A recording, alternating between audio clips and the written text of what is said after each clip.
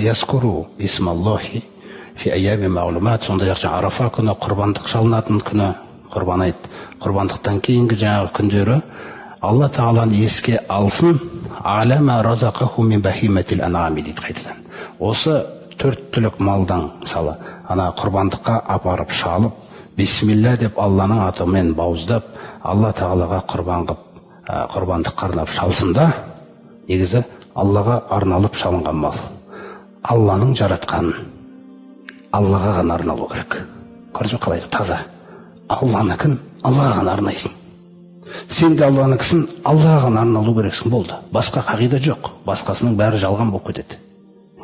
Сонда сол құрбандыққа малдарында түйелерді ертіп келеді біреулер. Соны шалған кезінде факулу минха, ата рұқсат етіп, өздеріңде осыдан жей қойыңдар дейді. Қараңыз. Ва атғиму әл-бәис әл-фақир. Анау күйсіз, қабаға түсіп кеткен, аштықтан қиналып жүрген, көңілі жоқ фақырларды да тамақтандырыңдар дейді. Сөйтіп үйретеді сондай нәрселерді. Көрдіңіз бе?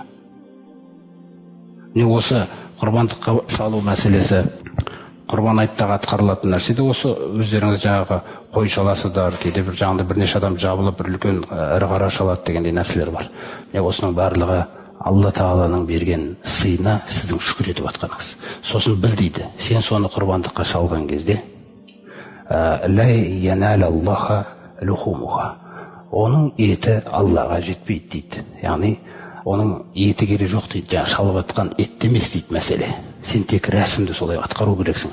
Мен үйреткендей, оның еті де, қаны да ол емес дейді Аллаға керегі. Валакин яналуху тақуа минкум, анау жүрегіңдегі тақуалық көтеріледі дейді Аллаға қарай. Қалай әдемі келтіреді. Сол тақуалығыңмен Аллаға деген шын ықыласың сол ғана қабыл болады дейді.